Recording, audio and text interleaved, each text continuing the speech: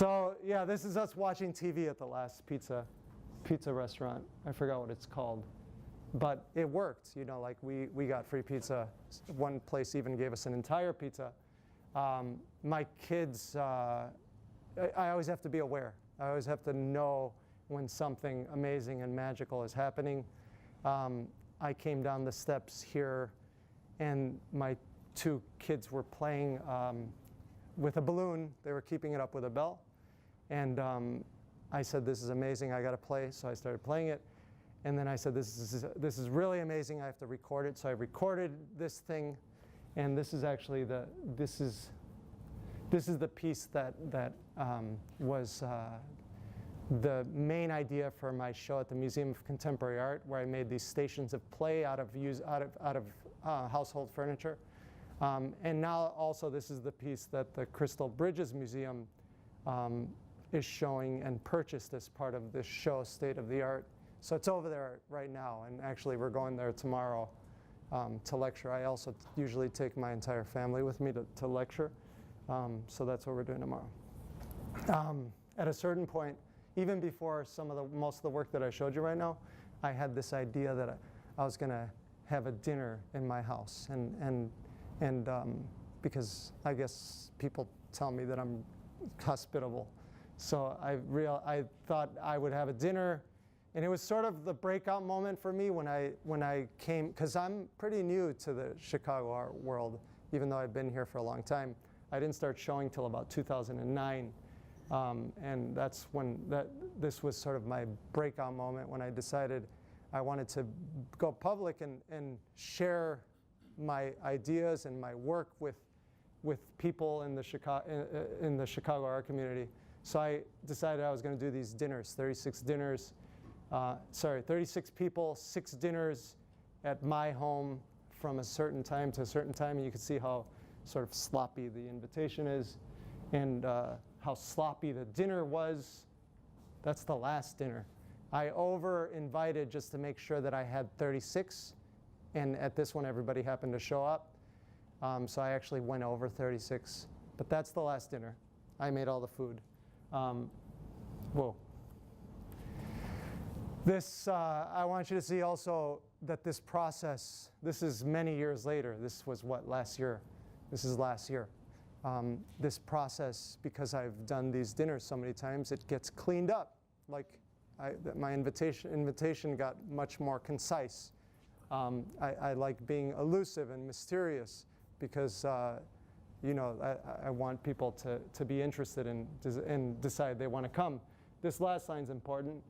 I'll read the whole thing. A wedding to an unknown couple with unknown guests at an unknown location. If you are interested in attending, please respond in the manner you see fit. Otherwise, disregard. You don't have to take part in it if you don't want to. But that's what I did. I looked for a couple to marry, and this was all based off there's a whole lineage that I'm not showing you from the dinners I did in my house, moving to galleries and museums, and then this big dinner at Columbia College, this big wedding. So I went to City Hall. I was looking for a wedding couple. I won't go through how I found the wedding couple, but I found one. This is them cutting the cake. There was 150 guests there. They didn't know each other. They didn't know the couple. The couple didn't know anybody.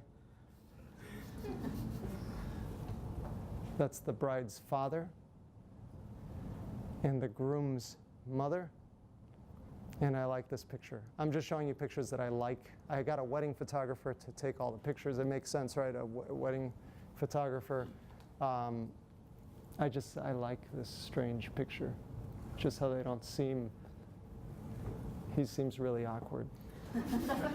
Ooh, somehow an image is skipped, but it's fine. Oh, it goes this way. Okay, it was just like any other wedding, except nobody knew each other, but people danced, like they broke out in dance at a certain point. Look at this goofy guy.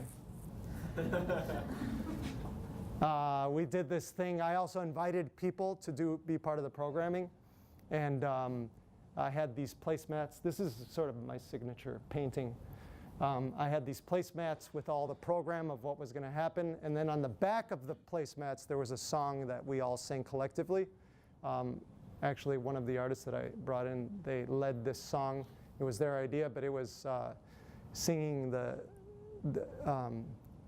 chicken song, but it was they changed the words, so it was about being in this collective moment together.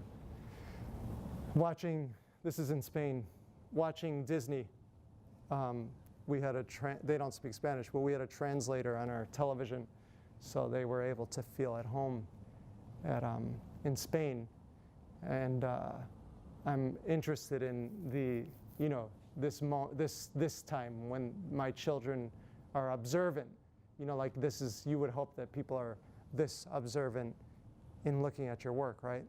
But nothing compares to the TV. And I don't know why I'm saying this. I don't think this has to do specifically with what I'm talking about, but the image is there. The painting back there kind of looks like Pete and my paintings here. I'm just kidding. That looks terrible. All right, so this is Spain also, and this mashup thing that I'm talking about, where I do this thing where I make work out of furniture and out of people's household objects. And when I was in Spain, there was we rented these apartments, and I would wake up and I would make these sculptures. And this one I made because my wife would be hanging, she would hang the laundry, and that was her normal routine. And then my routine was to wake up early and make these sculptures out of this new furniture that I was hanging out around. This one's actually titled New Routine. This is at my friend's Kara Megan Lewis. She invited me to come to her recently deceased grandmother's house because she knew I made these monuments, and she wanted to see if I could make one for her. And I didn't make it. It was sort of a practice run for a residency she wanted to start in her house. And I didn't make it. I made all sorts of other things, drawings mostly. But moments, an hour before we were going to leave, I ended up pulling one out. And I hung this door on the doorknob. And then I realized that if I put the light on it, it would make the doorknob disappear. And it would look like it was floating. This one's titled Chairlift, Kara Megan Lewis. And then I'll end with this one. This is done at a woman whose name is Carla Castle, who lives in Elmhurst, and her husband collected antiques. He passed away, and she wanted to get rid of all the antiques just because they reminded her of him, and she wanted to start fresh. So she started buying all this modern furniture. These light fixtures are from one of these places, I forgot what it's called, but I decided that I was going to put these two lights through the last remaining antiques that were around the house, these chairs, and I titled it Light Load. And I always look for a descriptive title that also has a double meaning. And for me, it's always just making an aesthetic arrangement of these objects. But what I find is that for the owner of the objects, there's always this deeper meaning, which is it's really interesting. Just by making aesthetic choices, this looks nice to this. This looks nice next to this. That impact could be bigger for the person who owns these objects and carries them with them all their lives. And then I'm just going to stop talking, and I'm just going to give it up to Pete.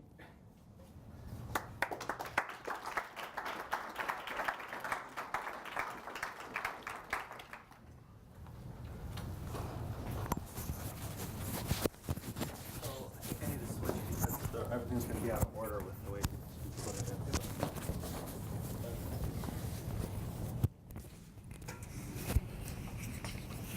So you've got oh, thank you. Thanks.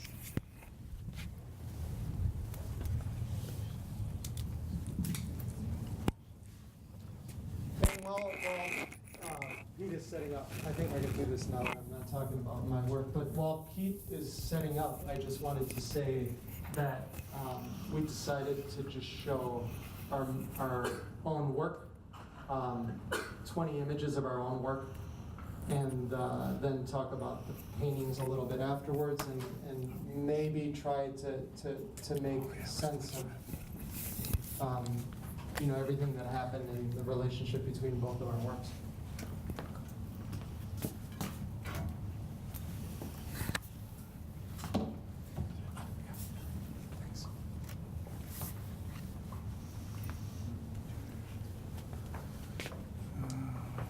Probably start from the preferences. Questions? Oh, he's still setting up? Yeah. So if you got questions for Alberto, you could ask him right now while we're getting set up here. Yes. What was the beginning 3 minutes? Hello. That was just me singing for 3 minutes, and me sort of, overcoming the anxiety, and also getting comfortable and jumping into the situation, but also throwing you in with me to make you uncomfortable. So with the hopes of us both being uncomfortable and being on the same ground. Do you do similar procedures when you go to other places? Or? I do that all the time. all the So time. in a way, today I was really uncomfortable because we just drove through a lot of traffic and I was driving. But I do it. It's normal practice for me. Okay. Yeah, I always try throwing little hiccups into it, They'll just be out of order. and I like it being different all the time. So that's why I walked on the chairs. For sure. Okay. 3 minutes. 3 minutes. All right. I don't need 20 minutes. Could you? Yes. Do you base all your artwork mostly off of your family, or do you just like to show pictures of them? No, I mean, the things that I showed are based off my family, but I think that it's based more off of whatever's around me. And they're around me the most, so that's why they were shown so many times. But, in this instance, Pete and I was with him, so we made work together. I'm more interested in making work wherever I am and whoever I'm with. But I'm with them a lot. Is it this one? Yes. Can you talk about the piece that you did at Expo? We were, The yeah. jumping piece? Yeah, you know about that piece? A little bit. Okay, because the guy that I was jumping with, he's in the back. He used to be my student, and he used to jump over things in the classroom. And he would jump over things in the classroom. Tables, chairs. Yeah, and one time I said, "Will you jump over me?" Because he was being disruptive already, to the class. So I figured I'd just ask him. I was doing a demo. I said, "Why don't you jump over me?" And he did. We got someone to take a picture, but we did a couple takes, and he kicked me on the head. But we got the perfect picture. It's on my website. It's an amazing picture of him leaping over me. It's called Clear Painter. Just select it all. And for some reason, I was invited to do performance at Art Expo, and we had this whole plan to do something which I won't get into, but it was more thought out. Once we got there, we realized that we would just jump over a table that we covered with cotton balls and feed people bananas. And yeah, that's what we ended up doing. And I injured my leg. We jumped about 20 times. Like, we would just run by and jump and surprise people. And I injured my leg, and it's still not recovered. But it was worth it. It was worth it. Sure. Sorry about I that. think he's ready. Bring this up here. Yeah. So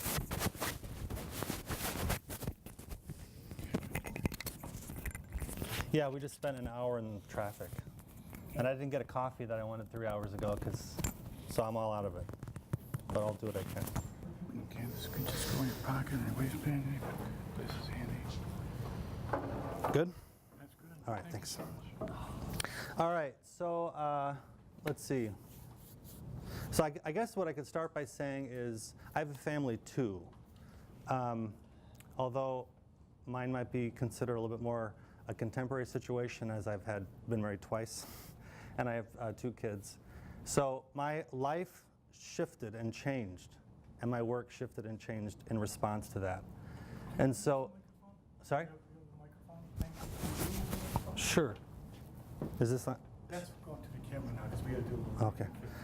Anyway, ooh, that is weird.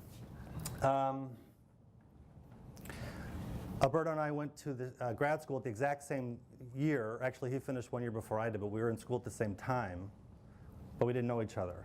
I don't think so. It was interesting though, because all along, like a few years later, we got co-curated to be in a show together, and it made me very aware of his work all of a sudden, and I realized there was all this overlap that had to do with a domestic situation.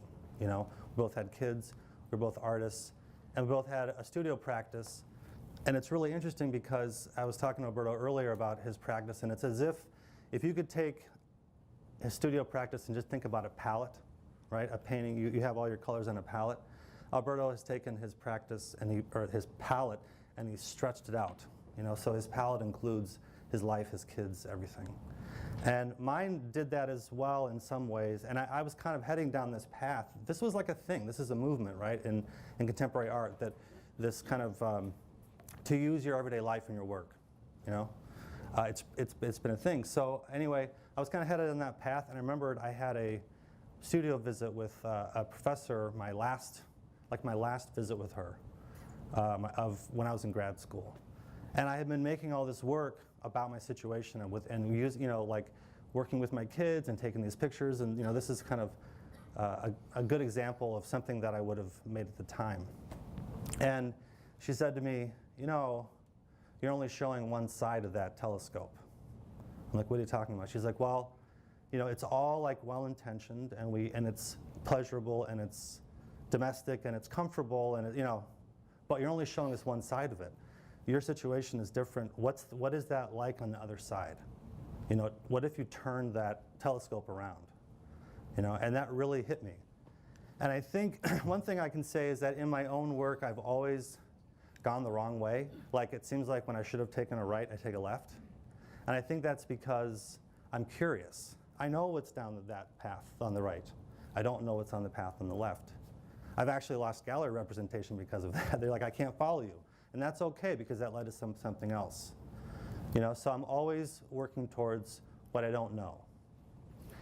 The other thing that I realized is that as I'm looking around at the art world and I see what's going on, and I'm interested in it, but what I'm more interested in actually is all these things. We're in such a rush to get to the progress in work and to get to the next thing and what's new and what haven't we done and all that stuff as a culture. I kept looking back. I spent a lot of time at the museum. I keep going looking at old paintings, and there's something in there, right? That isn't just gone. It's very One thing I've realized is that painting to me is timeless. There's something in all those old paintings that still speaks to me, that still speaks to you if you choose to listen, and if you know how to look at it with the right eyes. Alberto's first slide of the garage, it had that. Do you notice it had that square inside of that square, right there? And that's important. All those images had this composition that was so important. The way all those decisions, about where do I put that color and that shape. What is the way that I can propel this conversation I want to have? That's what I'm interested in, And so I did a lot of work that was sort of playing around with what painting is. And so this was a really typical situation. I had this desire to make a big painting, and I didn't have a lot of time, and I didn't have a lot of money, so I used all the leftover house paint, and I taped a bunch of paper together, and I made this painting, and it was okay, it was an okay painting, and everything. And then he comes running in. It's Halloween, and it was like, that's it, So it was like, I think that's something that we connect on, right? So So yeah, this is another image from that time, and I think I started to, I guess one thing I wanted to be able to do was to be able to do all of that work that we were kind of talking about in one place, in one painting. You know, I spent a lot of time deconstructing what painting is. I spent years sort of thinking about what makes a painting. You know, you could argue that Alberto, that everything he's doing is making a painting in some sense, and in another sense it's not. I wanted to see if I could still make a painting that felt fresh, that felt contemporary, that felt urgent in this moment, and still use painting on painting's terms, you know, and not mess with the structure. But like what you're seeing now, that was I kind of go in these seasons. My work goes in these seasons where I just have to make a lot of things, and then I like all of those are just little paintings, you know, just make a lot of little paintings. And then I noticed that I don't necessarily have to kind of figure it out what all is going to happen. I didn't know that I was going to do this with all this stuff. I just started making things. And I think with the same spirit of work with work with what I have. So all this working with paper and all this cardboard and all this stuff led me to these things. And these get a little goofy. But if you look at them in a historical lens, that's how I was looking at them. Like there's this theme of the bather, right? And if you look, you know, throughout art history, so I wanted to see, well, what could I do with that? So there you have a figure, you have paint, you know, you have so it's like a painting. But it was still unsatisfying to me to sort of not make a painting on painting's terms yet. But I was getting there. So this is another thing. There's this pull into the domestic, and how can painting and my domestic life fit together? So I made that little painting, and then you know, that's kind of how I set up my little table there. That was my kitchen table, and I snapped this image, and I like this image, right? I like this, and it's got everything I wanted. And I never printed it. It's only ever been as a digital image, which at the time felt really contemporary to me, that there was all these images that never got printed, never got painted. They would just go from my laptop to your laptop, you know, and that was the show. So my website for a long time was a piece too. I'm kind of jumping around because these things are all out of order, but this is that same place. Here, these are some examples of those paintings, those two gray ones and the one in the middle, are me touching painting on painting's terms. Kind of stripping down what is painting, like it's you know, it's color, so I break color down into these primary colors, or I mix all the colors together and I get that kind of mud color, and I just find a structure to kind of cover the canvas, and when it's done, you know. And then putting them in this domestic space, I think there's all this weird, just like I love the word mashup that you use, because this is a mashup, right? This is a mashup of, you know, it's an installation, it's my studio, it's where I live. There's paintings, you know, so it's all those things kind of go together. And that this laptop or this website is a gallery. I'm jumping way ahead here. Let's see. So this is hold on a second.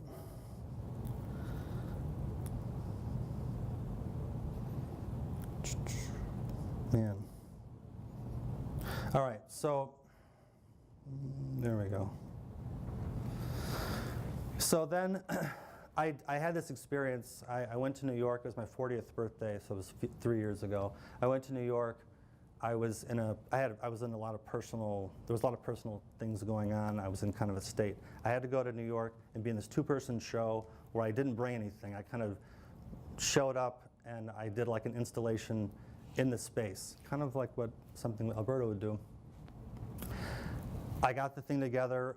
It was all done. It was the day of the opening. So then I go down to the galleries in Chelsea, and I walk into this Gagosian gallery, which is this enormous big gallery downtown in Chelsea. And I walk in, and it's this huge show of Picasso paintings of Marie-Therese Walter, one woman, right? Hundreds of paintings, sculptures, and drawings of one person. And it just hit me at the right moment. It just like cracked me open, you know? And I stayed at that show for a long time. And what I realized was, it wasn't about her or him. It was about somebody seeing everything through somebody else. Like that you could see everything in the world through, he could see everything in the world through her, you know, and then we could see it in this work. Because it just talked about everything. So I literally came back, and on the plane ride back, I was making these little drawings. And then I made some paintings, and then I made bigger paintings, which are these figurative things here. And I like the big painting in the small apartment. I don't know why. Let's see. And so the mashup here is really odd because I really liked hanging that big painting in the kitchen, even though I can't use the door, even though I couldn't use the door, you know. Let's see, I'll go backwards. So then there were, so this is where I'm really thinking about painting on painting's terms. The image also comes back. The image comes back as another element. And just like I have this color, I have this paint, and I have this image. And I'm dealing with these images that we see over and over and over, or that have been in our mind as painting for a long time. And I'm trying to reinvigorate that and see what's left. You know, there's all these conversations that never got finished. So I did that, and then I wanted to try to do that without an image, to get more specific to sort of what was happening. So like maybe those earlier paintings were more like, had more of a narrative. I wanted to get past the narrative into something much more direct. So the question then was like, I would teach all day, then go work at the restaurant and come home at night, and I would sit down to paint, and I would say, what's happening like right now? You know, how am I feeling right now? Like, and just mix up the paint and put it on, you know, and then I would just fill it up. So what you see is a wall of these little seasons of doing that and trying to get at something.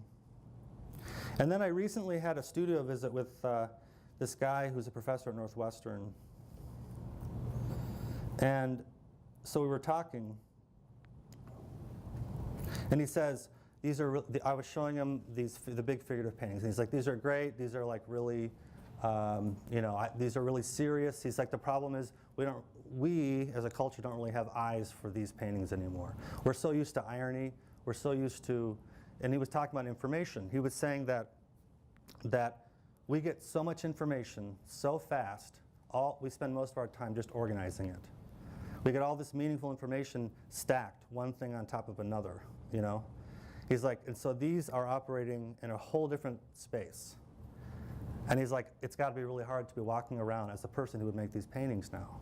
And he says, so how are you going to show this to me now? How are you going to show me this meaningful, you know, this meaningful image or this thing now? And so I realized I had just been allowing myself to go ahead and make whatever I needed to make. And then I thought, what if I just put them next to each other? You know, we get all this stuff like on Facebook. You know, you get like the really cool, you know, article, and then the little goofy cat thing, and then what your friend did, you know? All of which are meaningful on some level, you know? And when you mash them up, when you stack them like that and put them next to each other, that feels more contemporary to me. And so, so now I'm thinking about how can I put things next to each other? How can I group them to give me that experience? And so these are, what you're looking at is just research for a way to sort of collect these things and group them together. So that's all I really got. All right? So we should talk. Come up and...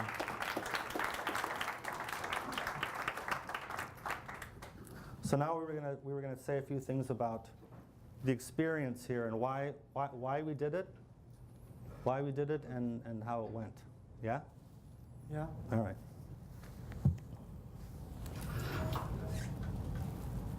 So, go ahead. Why did we do it? So we were in a show together a few years ago. We kept running into each other at different places, and then I saw him a year and a half ago at the MFA show at the school. We were both, I think, we were both avoiding our classes because it was just middle of the afternoon, right? Avoiding? Yeah. My class was off doing something. Oh, yeah, we set them free to see that Yeah. MFA show, right? Yeah, Yeah. yeah. So then, so then we were looking at these paintings, and I think with a little like, at least I was not satisfied with what I was seeing. I was like, these are just more, more of the same kind of ironic or cynical or uninteresting paintings. And then I was like, Alberto, we should do some paintings together, right? Yeah. And I had these 12 really large canvases that I got from Harold Washington College. They were used one night, 2 nights, 2 separate years for people in downtown. It was like an all-night thing that they had, a celebration, I forget, Looptopia. And my school, my department had the, what I thought was a really bad idea to just have the community who is pulling this all-nighter come in and paint freely.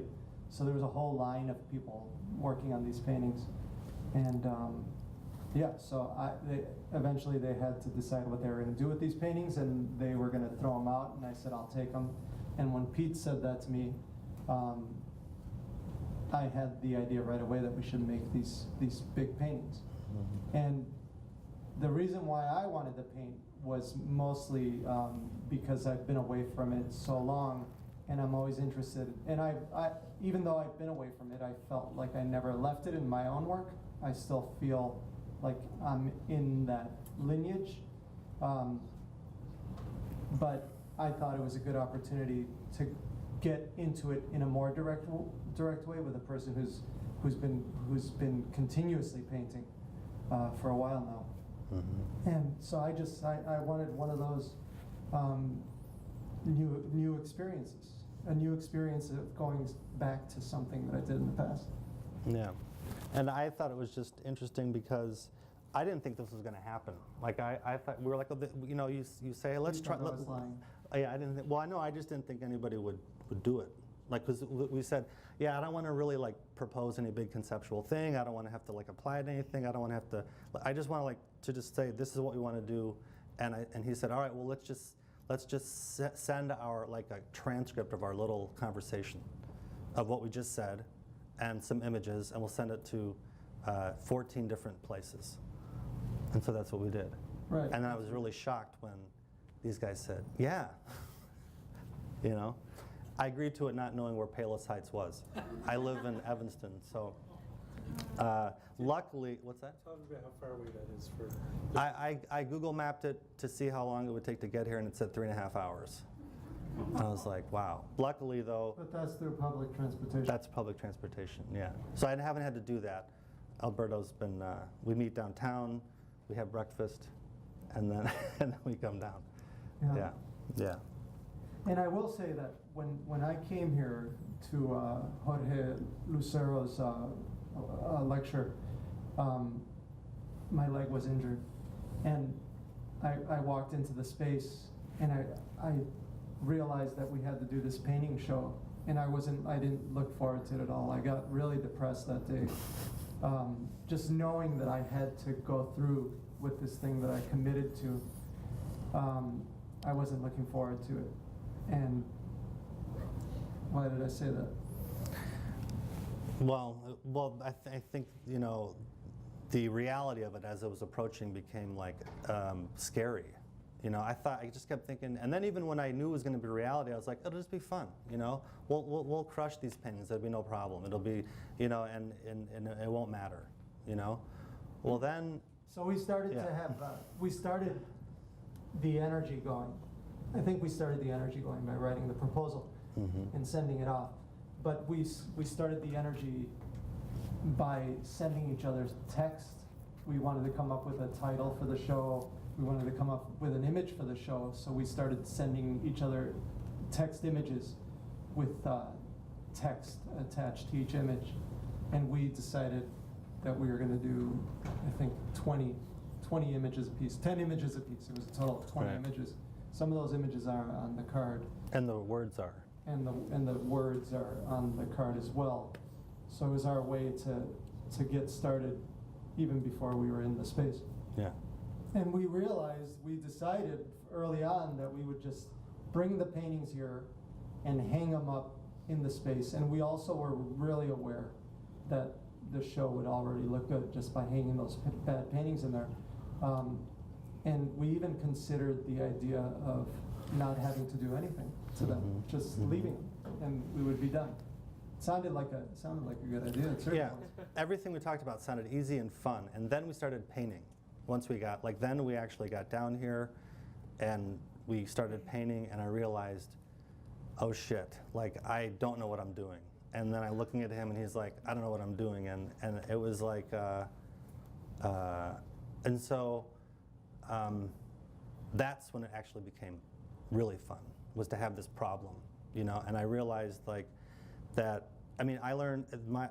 After this, I'm gonna be going back to my studio practice and looking at everything very differently. And I think that's one of the benefits of doing something like this. You know, Alberto in his practice works with a lot of people, and I'm kind of like, you know, I work alone in the studio, and so we had to sort of push each other to work in a way that the other doesn't, that we usually don't work. And I think that problem became the best part, right? Yeah, and I started to come up with ideas even before we started to paint. Like I had ideas of what I would do, what I would default to in order to put paint on the canvases. And so I had these ideas. Then we got here, and I start, you know, twiddling my brush, I call it. I was painting really, like, making small marks.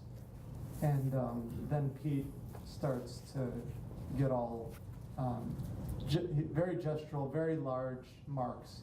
On the first day that we were here, he did something to each of the canvases, and I knew that I had to keep up with him. So I started trying to do the same thing, yeah, he pushed me a lot in that sense, because I actually came 2 days after that first time that we came together, just so that I could address each of the canvases as well. And after that was the only time that I did that. After that, I decided I would only come if Pete was there, and we would only work together. And then we just had like 3 marathon days, and it's funny because at the end of the second marathon day, I said, "Are you okay?" And he's like, "I'm really depressed." and he's like, "This is why I don't paint. It's really hard." And I said, "This is why I paint." So, but it's 7 o'clock, and I feel like this. If I were you, I'd be really bored right now listening to us.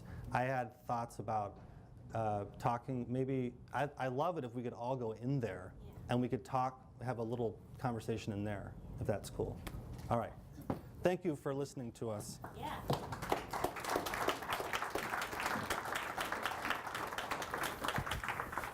And that to me means this, right? And so, like I teach freshmen, and I'm a firm believer that you guys are the ones who are bringing the culture next. You guys are the ones who are going to show us what's important, what's scary, what's right and wrong. All those changes come through you. You know, you guys know things about the world I have no clue about. You know, your experience is totally different.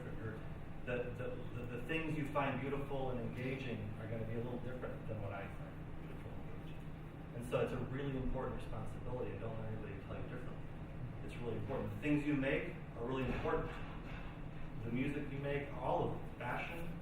My 17-year-old son comes out of his bedroom in the morning, I'm like, damn! Like the combinations he comes up with are amazing. And you guys kind of look like that, you know? Like, I would never have been able to pull that off, you know? But he does. And so that's important. That means, like, then some painter is going to see, or some designer is going to see those color combinations and going to put that into something he designs, and then a writer is going to see that design and it'll influence something he writes, you know, and then so on and so forth. The next thing you know, it's in the gap, right? So these are really important things that you're doing, whether you know it or not. And so I'm curious to know, how do you guys, coming from where you're at now, how do you read this thing that us to old farts over, right? That's what I want to know. So, what's your name again? Andrew. Andrew, what, like, when you, is there a word, one word that you would use to sort of characterize this work? Pattern? Pattern is Yeah. big? Okay, good. But pattern is not, pattern is like it's like saying colorful. I mean, they are colorful, right? But in what way is the pattern happening? I mean, maybe this is just sort of the peculiarity of the way I look at things, but I just always find, like, when I look through all of them, I see, like, recurring marks. Yeah. And I guess I wonder whose marks are whose. I mean, I was in here on gallery set sometimes watching you guys work, which was great. But yeah, it's really interesting to see sort of all the context of the similar marks and how they interact with, because you guys are very different painters, I noticed, but just how I don't know if you feel this, but it seems like it forced you to recontextualize the marks you like to make. Absolutely. Yeah. So it's really interesting for me to look around and see how those things get sort of complicated by the other guy. Yeah. Would you say complicated is the word you use to describe these paintings? Sure. Okay. Yeah, that's very cool. Yeah. What other words, folks, would you use to describe them? Captivating? What is that? Captivating. Captivating. That's nice. Like that word. Well, it has Like that to, well, because when I see the paintings, I'm thinking, like, when I go into that one, what hits me is the middle part and the colors of it. And I just really like that.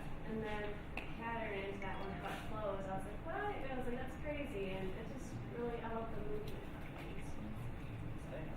And Yeah. that too, like how it was like the center of it. And then it goes all around. Yeah. How many people like the button in that painting? Raise your hand. That's not, So, all the other ones, you don't like the button? Who doesn't like the button? be honest. So then there's in between But why? people? Why don't you like the button? I mean, yeah. Yeah. I don't know, I just don't really care for the color. The color. Okay. Is it ironic that the button is there? Is that an ironic thing? I don't know, I don't see it as a rock. Okay, good. I don't mind the color, but He made it.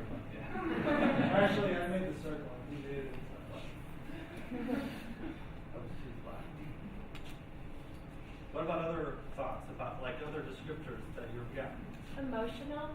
I can't help but think, what were you feeling or thinking on that day when you mentioned that you'd be depressed some days? I look at the skulls over here and I wonder if that came from that, or I don't know which one you painted, which part, but just wondering how you're feeling. It feels like there's a lot of emotion going on within the conversation in the piece. What do you think gives it that? Like, what is it that makes you think about that first, or is something that's really present? Wait, rephrase that. What do you think about it is about them that makes you say emotion? I think the intensity and the chaos going on, and that it's kind of, in terms of emotion, it's kind of like a roller coaster, because it's not like every element in a particular piece is harsh or light or happy, because it is so varied. Yeah, good. I think that was representative of how the experience. I thought he was going to cry the other night. I was depressed I got depressed every night that him and I were here. When I was here by myself, I would have been depressed. I would come in early and I would leave early. But when he came, we started pretty early and we ended really, really late. And we really pushed it to the end. Each time, like at the end, our decision making wasn't like we went through this point where we made kind of bad decisions at the beginning, but then we started making really good decisions and we were really excited, and then we would keep fluctuating, but at the end there was always sort of a breakdown when we were just making really, really bad moves, and that's when I would get depressed. It was 9 o'clock. Yeah, and I think he said bad moves and bad pain.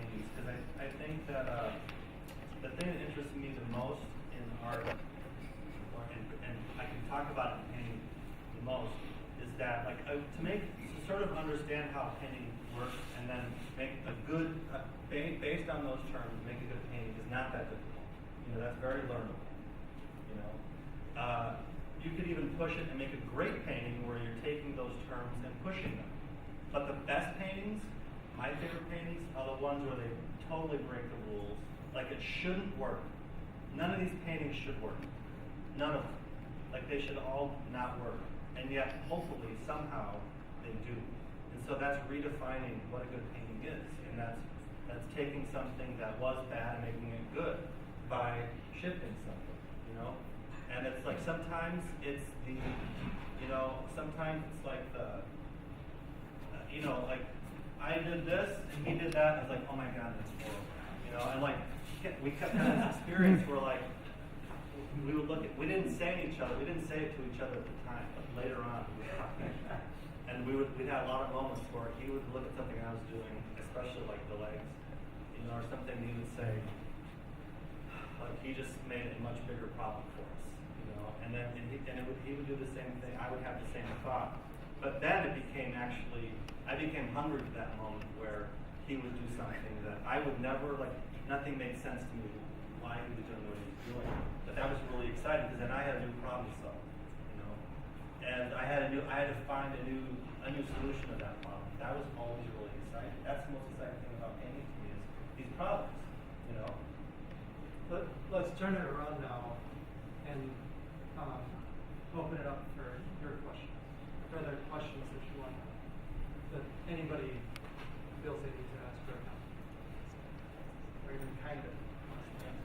Yeah, Pete, you mentioned that this was going to change how you were working in your sort of solitary studio practice. I was wondering if you could say a little more about that. Yeah, I mean, I think it's gonna. It's so fresh. I don't even know yet. I just know that the nights that I've gotten home, I'm looking at my paintings and I'm like, they just feel really still, and these feel really cracked open and alive and exciting. And so I might have to steal like from. We were talking about grad school how like he would, you know, I would do the same thing. We would go through people's studios when they weren't there and just steal everything, you know, and that's. You know, that's what you do. You know, and so like I feel like I've got a sand spot. I'm overloaded with new things to think about in my studio. So it's going to take a while. But, you know, or I may stop painting. I know you're not going to make painting for a long time. Yeah, I got that out of my system, so I don't foresee it happening anytime soon. But I definitely changed. You know, by making larger marks, larger moves. I thought I made big moves already because, you know, I mean, for example, I use my house, right, to make work on top of. But I was really pushed in making large moves in painting, not with tiny little brushes, but really, really big moves. Like that purple grid, hotchkotch, whatever you want to call it. I don't think I ever would have done something like that if it weren't for my interaction with people. Yeah, it's interesting to point that out because I guess if I'm remembering correctly, your marks are definitely more wavy and gestural. Yeah. There's sort of this weird fusion like the grid, you still have sort of the rounded edges. There's no conversation is really weird. And I want to add that was a really bad move. Like it seemed very wrong when I was doing it. Anybody else have a question or guess comment? Yeah, comment. What was your most and least favorite thing about collaborating in such a way where you can like cover up what the other did and change it in different ways? There wasn't a least. There definitely for me wasn't a least. There were times that I questioned why he was doing something just because he was taking us back. I felt like he was taking us backwards. Like when he threw in, I didn't know they were legs, but when he threw in those legs, I felt like that painting could have very easily been resolved. So I think that there were those times, but I'm not. Those were exciting, you know. Like even though they there was some uncomfortableness that came out of that. They were really exciting moments. And we purposely did that. Like, we didn't have to do this one at all because those moments were over. But we purposely decided to do it. Well, Pete was feeling the need to do something, but we consciously and purposely said, that needs an interruption. So that's what we did. Is that how you characterize it, like interruptions? You try to set something up and then you break it and then do it again and do it again. You become really aware of your own comfort zones and your own, like when you get like self-conscious or something. When I get self-conscious, I start doing the same thing that I'm comfortable with, and that's not fun. I mean, that's not interesting, you know. And so it's that's the best part about collaborating was that I had to really stay on my toes. I couldn't stay comfortable. There was nothing comfortable about it, but it became like surfing. Not that it's surfing. I imagine that's what surfing would be like. Is like you're on this. It was risky. It felt really high risk. Everything felt really high risk. And then like that last one over there, we literally worked on that painting until 4:15 today. Right? And I was done at 2. I wanted to go get a coffee and go chill out. And I was like, I don't want to do anything else. And here he was, like just attacking that painting, you know. And he kept going. But then I would get up and do something, and then I would sit back down and wait. And then, you know, and then finally we just said, let's use up all the rest of the paint. Like I want nothing left. So we dumped it all out and made those 2 big purple. And that was even that. Like it was just this crazy, you know. And what's my favorite part about it too is that he likes the things that feel really open still. Like those feel more resolved in him, that they feel really like they feel more open, you know? And I guess I like things that are more locked down and feel more resolved. I think it's the other way around. I'm almost certain it's the other way around. But it's good that they can feel that. I mean, usually I am open, but I don't think I'm open in painting. That painting is the most open. I close. No, that's. What do you There's a shadow under my gestural mark. No, but what do you guys think? Something. Does what we're saying, do these things do they translate into what you're seeing? Do you guys see it? So, do you guys think that's the most open painting in the room? What I mean by that, yeah, you do? Yeah, well, what's your definition of open? I just realized I asked that question. It's not resolved or finished, but it has a finished quality. No. Yeah. That's what open is. Yeah. Is that it's a very, in other words, for me, resolve has to do with not finished. Because finished is really boring. Yeah. Like all the windows are closed, the doors are locked, there's no air. But resolve. It's also enigmatic. It's puzzling. That's for you. That's the puzzling part. Puzzling. I think I like something to hold everything together, even if it doesn't necessarily make sense. Maybe it's like that yellow dot on that painting. I needed to make that yellow dot, otherwise it felt too open. And so I put the yellow dot and I'm like, that's all. I'm good. I'm satisfied. You know, but then he wanted to add the. Well, I think you're more you like to decorate and you like to see that's the other way. I know. I'm the decorator.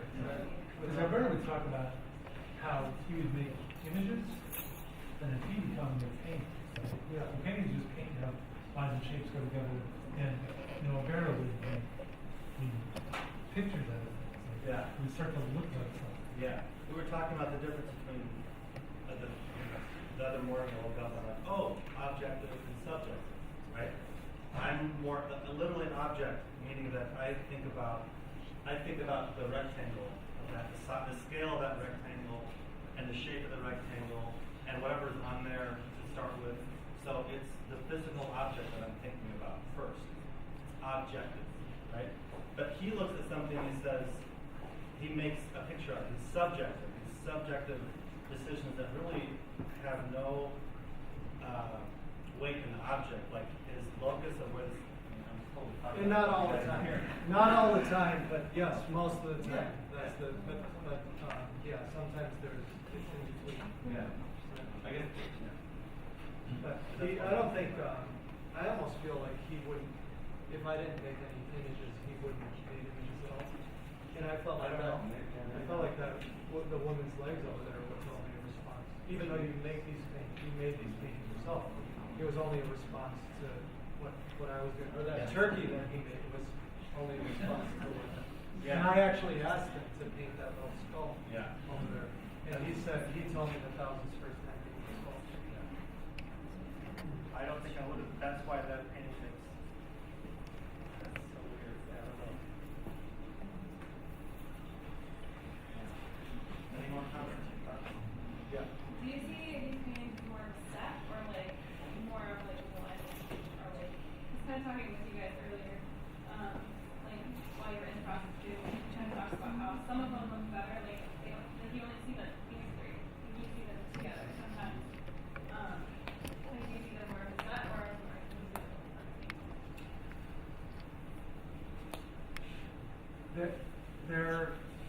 They could be individual, but I think that in this space, it's important that they're next to one another.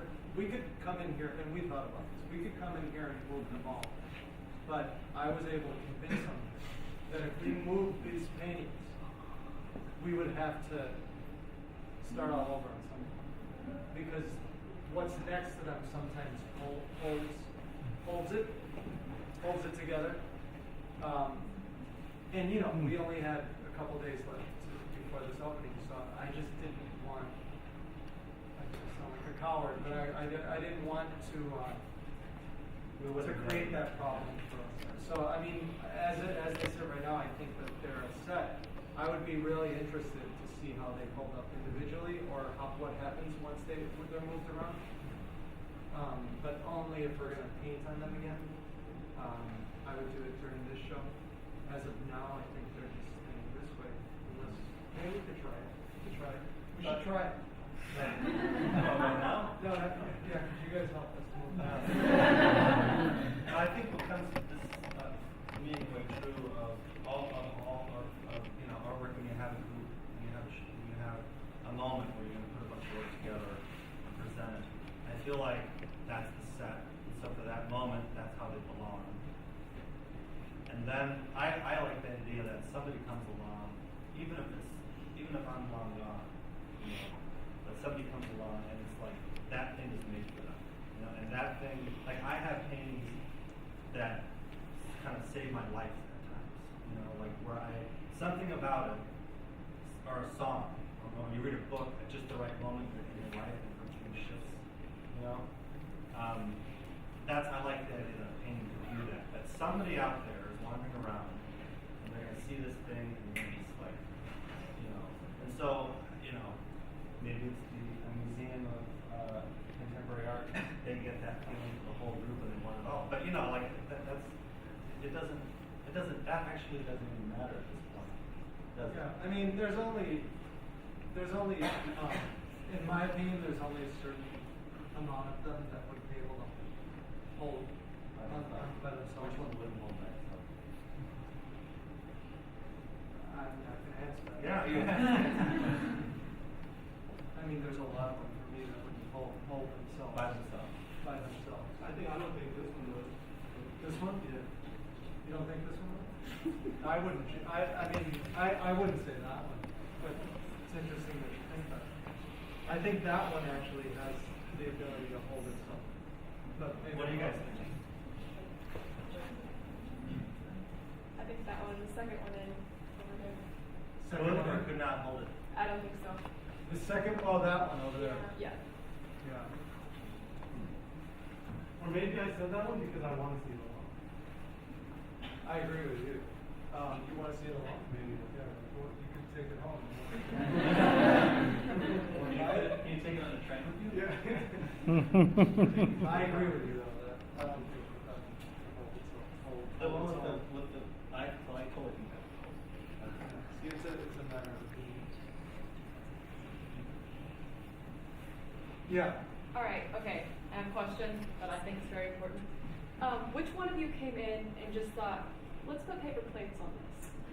The paper plates were on the canvas already, Really? so they did it, whoever, people put those plates on there already. When I was taking them out of the garage to bring them here, I started to tear them off. But I just felt like that was wrong. I felt like they were on the painting, they should stay on the painting. So we left them on. I don't know, did you want to take them off? I still want to take them off, still but I can't. Like, For some reason, those plates work for me.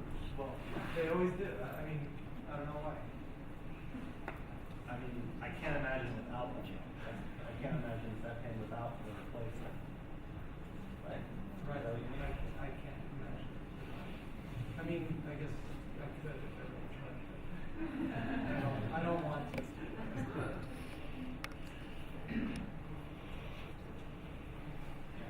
Would you consider this a success? Because you guys, like, as you're talking, it's pretty evident that you both had a lot of challenges that you experienced, like, that you kept running into, and it wasn't just, like, this smooth sailing piece that you created. But, like, looking at it, like, completely done, or maybe you don't think it's done, maybe you probably could keep adding to it, but would you consider this successful, like, in light of all the experience? I think it's a smashing success, not because they're good paintings, but because they raise so many, for me, interesting questions. Questions that I think are really important right now in our culture. Like our relationship to images.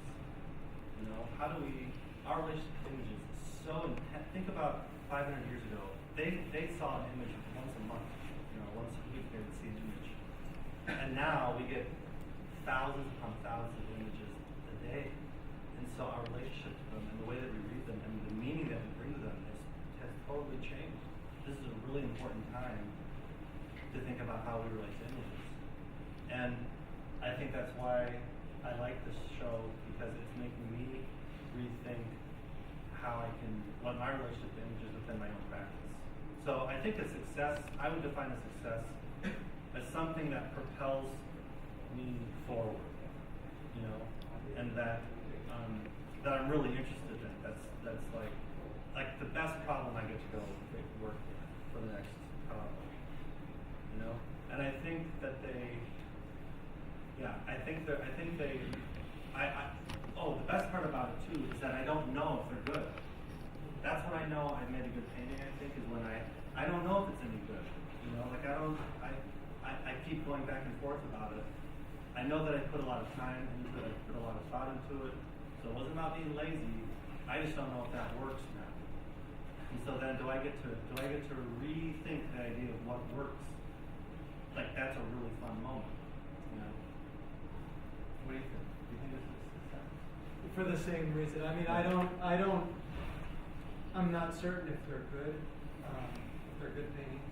Like, even if people here tell me that they're good, like I still won't be certain today. But the experience, for sure, personal experience, and how I feel like I was really pushed and stretched. And I feel like I could use that somewhere. Even if it's not in painting, like for painting, I feel like that the experience I could use somewhere else.